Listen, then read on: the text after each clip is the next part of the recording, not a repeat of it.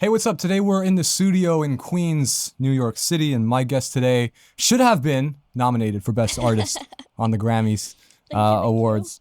She's a singer-songwriter from the Bronx. I am proud to call her a good friend, Mia Lailani. Welcome back to the SUDIO. How are you doing? I am so good. I'm so happy to be here in the studio. I'm so happy to be on the podcast. Right. This place always feels like so warm and comfy and cozy. I have a question for you, but I'm gonna start. I'm gonna name some stats. Okay, this is gonna go. This is gonna go to the question. Okay, so you currently have 8,000 monthly listeners. What? You on where? on Spotify. 8,000. 8,000. Last time I checked, it was 4,000. It was 8,000 last night when I checked it, when I was preparing. It was Really? 8,050 to be exact. You Never Know has 31,000 streams on Spotify. And June Blues just hit 63,000 on YouTube. So as artists, right, we kind of know that this is not something that just happens, right? It's something that you really work towards. So could you tell us just a bit about like your background, just when you started, how things have changed since you got here, what the work was that kind of led you to who you are today? I started making music at 10. My dad is an audio engineer, and he's been in the music industry since he was 18. And we have a studio in our basement. So I grew up like just around music all the time. There's always people in and out of the studio. And my brother's a producer, a DJ. And he started DJing when he was 13. So music was like always around me growing up. And then at 10, my dad was like, yo, Devin, you should work with your sister. Actually, my mom told my dad he should focus on his kids musically because he was working with other people and other artists. And my mom was just like, you should focus on your kids. Like your kids have an interest in music. And ever since then, we've been doing that since I was 10. Put out my first song when I was 10. It's called Be With You. Don't look it up. It's so bad. And then Devin and I put out an EP together called Magic Hour when I was 12. And then I think I really got serious about singles and stuff and just music in general when I was like end of middle school, starting high school. That's when I started putting out more music consistently. Put out my first album when I was 16 called The Blink of an Eye. And since then, I have not dropped another project, but that's coming out soon, y'all. And ever since then, I've just been putting out more singles and stuff like that. So that is how I got started. But the last 10 years, I'm 20 now. I turned 21 in July, which I'm so excited about. But the last 10 years has just been a lot of development. And it's funny because like when I was 15, I thought like, yo, like, why am I not viral right now? Like I'm ready. But looking back, I was not ready. And I feel more ready now. I feel more I feel more connected to who I am as an artist and like more solid in who I am as Mia Lailani, which is cool. But yeah, the last 10 years has just been a lot of development, trial and error. My work ethic hasn't always been the way it is today. It took me a while to get there, and I feel like it's still a lot that I got to do. So, I mean, you mentioned Blink of an Eye, which amazing album, by the way. I love that album so much. But albums are just things that, but like, forget singles. Albums are so hard because you have to listen to the whole thing as a body of work. What was it like making that album, especially so young? Blink of an Eye has such a special place in my heart. I wrote that album during COVID. Well, actually, some of the songs were like pre-COVID, but the whole making of it was during COVID, no school. And it was actually such a great time. I mean, COVID was not a great time, but I had a lot more time to focus on my music without like having to go to school. Like I just had a lot of time to pour into. The process of that, it was just a lot. That was like my first time writing songs and being direct about how I felt about something. I wrote it about an experience that I was going through in high school where it was just like really complicated. And this was like my first time navigating my emotions as like a teenager, and everything feels so deep and so grand. But this is my first time realizing like, yo, I can actually write songs about how I feel and people will relate to it.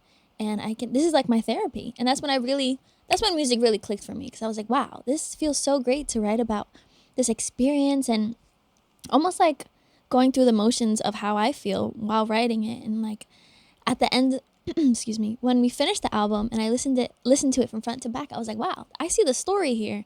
And that wasn't my plan when I was doing it. Like I was just putting out the songs, but once the album was done and I listened back, I was like, wait, this actually all flows and is really cohesive.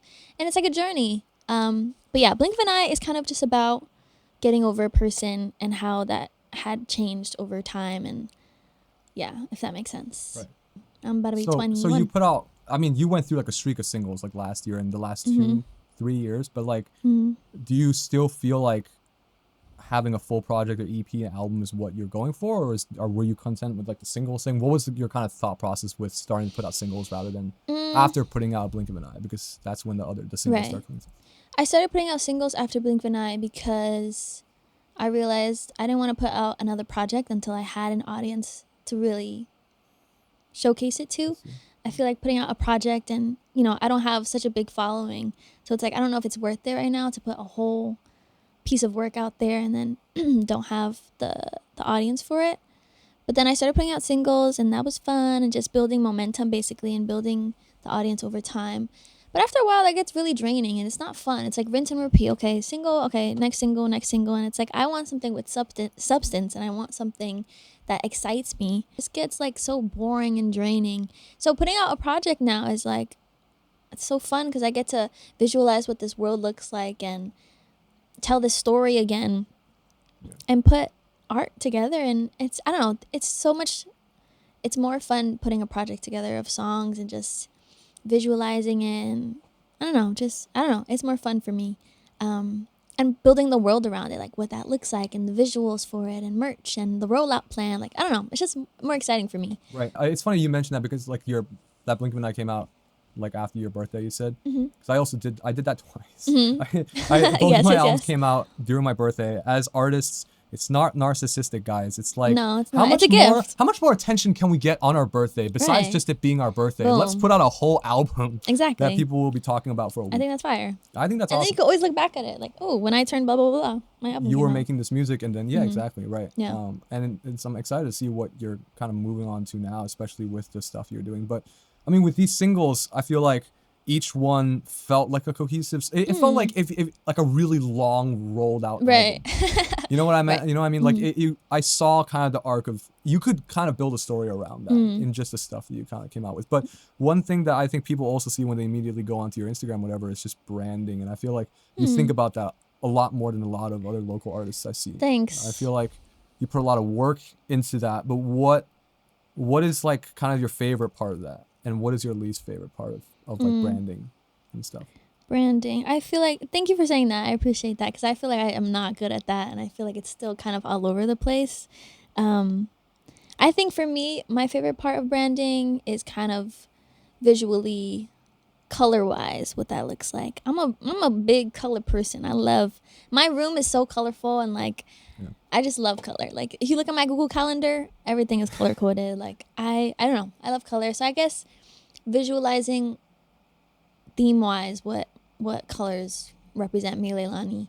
And like the aesthetic and how that looks like. My least favorite part is I don't know if content fits into that.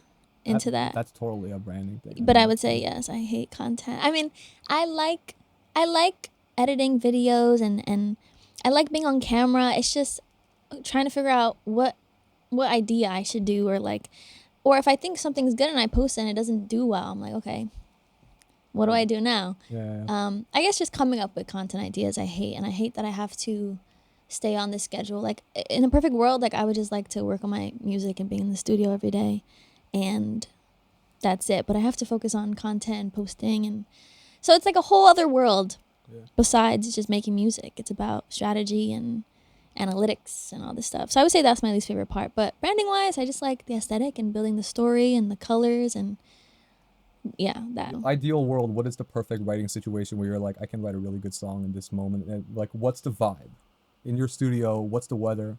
What's the time of day? Do you have like a time of day that you find you're working at your best, or do you feel like it changes every day? Well, I'm in the studio at different points in the day. Usually I'll be there in the morning, maybe it depends actually.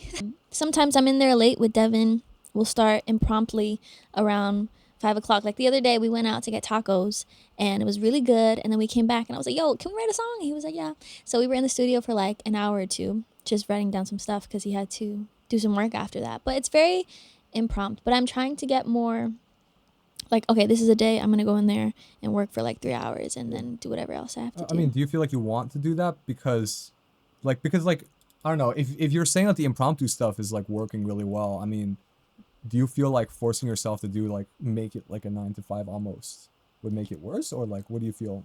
I What's your mean, thought process in that? I think when it's impromptu, it's more fun because it's like, let's just see what happens and go with the flow. And it's like, no expectations. But sometimes the schedule stuff is fun too because I can lock in. I can lock in. Like if you tell me we're going to go right now, I can lock in. I can get in the vibe. So I think it's a balance. Sometimes whenever I like actually schedule it, it's usually I'm like finishing up an idea or maybe adding on to whatever I did the night before. Like there are some times where I'll go in the studio around like in the nighttime and then I'll come back to it in the morning from 10 to whatever.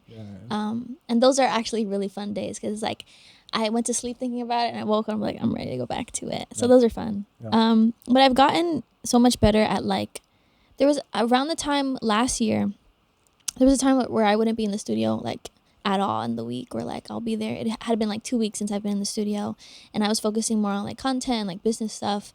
But that's so important to like schedule in that time and like come back to it. So I feel like I've gotten a lot better at that. I feel like the moment that I set myself to go into the studio and just do work, it never happens. Right. But then, you know, at least for my own thing, you know, like if I have to like, okay, I have to finish this task for somebody else today, then that's easy. But for myself, like if I'm like, I'm going to go in the studio, I'm going to write a song tomorrow at 9 a.m. The moment I schedule it, it's gone. Right. It's nothing but it's a fleeting thing. And you also like, you can't force it sometimes. Like, or you can't say, today I'm going to write this song. I'm going to write like I'm going to write a happy song today, or I'm going to write a sad song. Like you can't just have to feel what you feel. But you did mention the small blocks, and I feel like I relate to that because like I have found that if I do stuff in shorter time frames and then have long breaks and come back again, it works a lot better. I think so too. I think it's important to step away. Like, I know my brother likes to be in the studio for a while, and you know, we all have different ways of being creative and our own workflows. For me though, I love a good break. I love a good walk. I love a good, let's go eat something, watch something. Let's take 3 hours off and come back to it. Yeah, no, no wait, that's me. I can't go past 6 hours. Like it starts getting, Yeah, but you have to step away from it too, because when you're too close to something, you can't see it for what it is or hear it for what it is. 100%. So, yeah. Damn, I love talking about this with you, like, Ian. No, but it's like... Need this. But here's something interesting. When you said you get too close to it, it doesn't feel like the real thing. Have you ever noticed that when you have both ears of your headphones on, your pitch isn't as good? Yeah, that's why I never have because you're too close to it. Exactly. I never have both ears on. It's always like this. Yeah, that's just how it is. I mean, unless like the mic is really loud, then I can probably hear myself, but I can't hear myself well, so I take one ear off. Yeah. Or no headphones, but I just hear like the thing, the music coming through. And it's just like, I mean, your music is fine for that. The moment that you do like that with just the intimate guitar thing, I'm sure you could hear the click and everything. Right. There are actually some times where like on bigger tracks where I can hear the click coming through if I solo and I'm like, but I mean, it's fine. I mean, it's fine. Like, put a gate on it. If you have a lot of drums, it's not a big deal. I want to ask you about something that you don't do. I know we've had conversations about how you want to do this more often, but back to that, which is, what was it like translating your music to a live band? Because you were doing a string of shows that year. What was it like doing that? Translating it to a live band, it's a little... I personally really love performing with a band. I feel like the energy on stage is way better. I hate performing with a track because I feel like it's so boring. Like, yes, I can be more animated and more whatever, but sometimes if there's a band behind you and I'm more chill, I feel like that just works so much better. I really like working with a band. It's a little harder, I guess, with my music because it's like, okay, we're going to take some of the stems out, but we're still going to have the live instrumentation, but is it going to sound the same? Because we still want to keep the heart of the music and like you want people to recognize it. So I've experimented with just the band and no track under it, like just mostly acoustic. My dad wasn't really a fan of that. My dad he's very much pro, like, we're going to do it with the track and the band, take some stems out, but we're going to keep the song the way it is. And I think that's how it should be, low-key. For some songs, I do it for you. It's like out of pitch or in between pitches. So we had to either pitch it down. Actually, yeah, that's what we did. We pitched it down for certain tracks. But yeah, I really like performing with a band. I love the energy on stage. It just feels more... I don't know, it's just so much more fun and you feel each other's energy. And I think it also comes off way better to the audience and Yeah, it's more enjoyable for me. I feel like another time that feel like you were doing a lot of performing was probably back when you were in high school. Like you were doing a lot more performing then. Yeah. What did high school do for you in terms of growing you as an artist? OMG. And what do you feel, if you didn't if you weren't at the place that you were there, what would you be like today, you feel? Oof. Oh my gosh, I'm so glad I went to LaGuardia. I was deciding actually between Talent Unlimited and LaGuardia. Whoa. Because Talent Unlimited, I don't even know why I was choosing between it, but I was. More of an acting school. Yeah. I was going to do musical theater. Oh. Yeah. But it's funny though, because the principal at Talent Unlimited transferred to LaGuardia. Okay. So it worked out, I guess. But anyway, I went to We LaGuardia. still do work together. I know a lot of the instrumentalists at LaGuardia do like their juries at Talent Unlimited, which is so funny. Yeah. Yeah. But so yeah, I'm so glad I went to LaGuardia. The first year I didn't really like it because I was doing like opera, Italian operas and stuff like that. And I was like, this is not what I want to do. Like, I think it definitely helped in terms of technique and learning how to sing. But for the first 2 years, I didn't really like it. And then COVID happened. That's when I wrote my album, whatever. When I came back, junior year, I was in gospel, which was really incredible. I love gospel. It taught me a lot. I think that really helped with my harmonies. And it made me more soulful, and also technique wise and being better at breathing and belting and whatever. But yeah, gospel had a really deep impact on my music and how I record.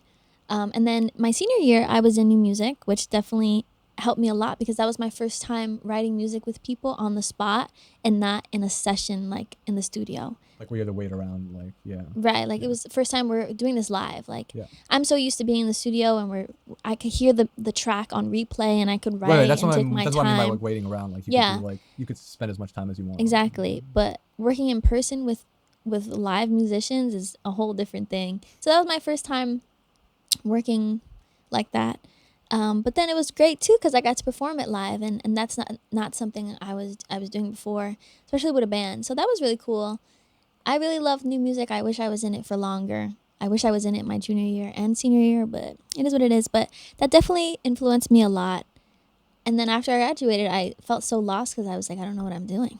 Right. Well, tell me about that transition, actually. I mean, like getting out of high school, like going straight to just doing music full time. I feel like something I wish I could have done, something I wish I do, but I mean, I'm too far into it now. But kind of like coming out of that, just the different things you had to navigate. What was that like? So after I graduated, I was really, first of all, I was really scared to not go to college, even though I knew since like middle school, I was like, I'm not going to college. I always knew that. Did you apply to college? That's awesome. I didn't apply at all. Actually, I applied to BMCC, and then they accepted me for like the spring semester while I was still a senior. And I was like, whoa, guys, I'm still in high school, actually. But yeah, that was a fake application for real. I just wanted to whatever, but I didn't. I remember on college decision day, everyone wore their colleges, but I wore my merch, and I was like, yeah, this is what I'm doing. But yeah, that was definitely a scary point because everyone's going to college, and it's so non-traditional and such a risky thing to do. And I remember my teachers would be like, oh, what are you doing? And I'm like, I'm gonna work on my music. And they're like, oh, cool. Even now when I tell people and they ask me like, are you in school? I'm like, no, I make music. And they're like, oh. So whatever. But I would say for like the first 6 months after high school, I was totally lost. Like I was so used to having a routine of going to school, and I was in school my whole life. So not being in school was just like, whoa. I'm home all the time. Yeah. I don't see my friends often. And now I have to create my own schedule. So it took me a really long time. I definitely had my rough patches. But then I would say the beginning of 2024, I started going up. I got asked to go to Italy for that performance, which was really cool. And I put out Do For You. I put out Play Out. So I was getting the hang of things, which was really cool. And yeah, I think it's definitely a lot of discipline because no one else is telling you what you have to do. Like you have classes, you have deadlines, you have to do that. But I have to be my own teacher. I have to be my own boss. I have to be my own blah, blah, blah. Like I have to be disciplined. So I've gotten the hang of things now, thankfully. I make schedules for myself. I have to-do lists every week. And I think also within the last year, it's gotten so much better. I have like a whole layout of my week. Like I'm not hanging out, if I do hang out, until the weekend. Yeah. Monday through Friday I'm in work mode, guys. No, totally. I mean, But I feel like it sounds so basic to say something like that, but it's way harder than it seems. It is right? really To be hard. like, I make my own schedule and I do this because, you know, Yeah. like it's not something that's you can just like you said, it takes discipline. Especially being home too. Yeah. I'm home every day. Yeah. I'm home every day. Yeah. Like that was another thing too, like after graduating high school, like I felt really socially awkward because I wasn't socializing with people my age. Like I was home every single day, and so when I did see my friends, or I saw how they were at college, it was just like I don't know how to live in this environment anymore, because I haven't been in school in so long and I haven't been around people and talked to people. So I felt super like socially awkward, which is really rare for me because I feel like I'm a really social person and friendly, and I love meeting people. But yeah, it was just about adapting and getting used to it. It's definitely better now, and I make room to get outside and leave my house and just like, you know, experience things. So No, yeah, there's a what I lot love of power in leaving your house, actually. And like, yes. I wouldn't say that school does anything for me in that regard, like building discipline or anything. I think you have to do that. You have to find that for yourself. But Yeah. I had a kind of similar experience where it's like all my friends were leaving the state Right. for Yeah. college. And I was staying here, and I was just kind of like, you know, you learn after many years of doing it that you can't regret your decisions you make, because if you had done that, you have a whole set of different. The grass isn't greener. It's like something, again. It's something that people say all the time, but I think it takes a while. It takes being in it to understand that. Exactly. Yeah. And to this day, I'm still so glad that I chose this path and I didn't go to college. Yeah. Not that I don't think people should go to college. Absolutely go to college. For me, that was just not my path, and I knew it would distract me. I evangelize differently. I said, don't do it. I'm in it. Don't do it. You know, to each their own. But for me, like I just knew like I'd be focusing on the wrong things. I'd be distracted with parties and school and a calculus test that I don't even want to learn about. Even though I think it's very important still to educate yourself and learn and keep learning. Like don't just stop just because you're not in college. Like definitely tap in, because you don't want to lose that intellectual side of you and like stuff like that. But I just knew it wasn't for me, and I'm so happy where I am. Like I get to wake up and do what I love and make music, and I set my own schedule, and like it's just so fun. I love this, and I'm only 20, so much more ahead. Lots of time to do that. Lots of time, yeah. We'll close with this, but it's kind of dangerous to think that you don't have enough time. It's also dangerous to think that you have a lot of time. I don't know if you ever thought about that, but it's yes, like I think you all have the to have time. it in between. Like if you're like, oh, I've got time, you're not going to do anything. And if you're always worrying that you don't have enough time, I'm not going to do anything. you're not going to do anything. No, literally, that's me every single day. Like I'm such I have such a big fear of missing my time. Yeah. Because I'm either, I don't know, whatever. But it's just like, I don't have enough time. Like, I don't have time to do anything. But it's like, I also have a lot of time. Like, I don't know. You're only 20, and I'm then only it's 20, just like, but I'm also. but we're in April of 2026. Exactly. Like, it was just December. Yeah. So, I don't know. Christmas, and then now it's like. It's definitely scary. Yeah. But, yeah. Yeah. Well, thank you for coming to do this. Yes. This is so fun. I mean, I have one more question. Hit me. Okay, this is a really putting you on a spot question. Okay, right? let's go. What was the last song you heard that you were like, I wish I wrote that? Nice to Each Other by Olivia Dean is so good. And the lyrics are so simple, but like I feel it. Yeah. And I know like we could be, oh, what did she say? She said, I don't know where the switches are or where you keep your cutlery, because I don't know you like that, right? And I'll probably crash your stupid car and make your life a misery, but we could be nice to each other. Wrong for each other, right for each other. We could be nice to each other. You're kidding me. Written about Harry Styles, by the way. By the way.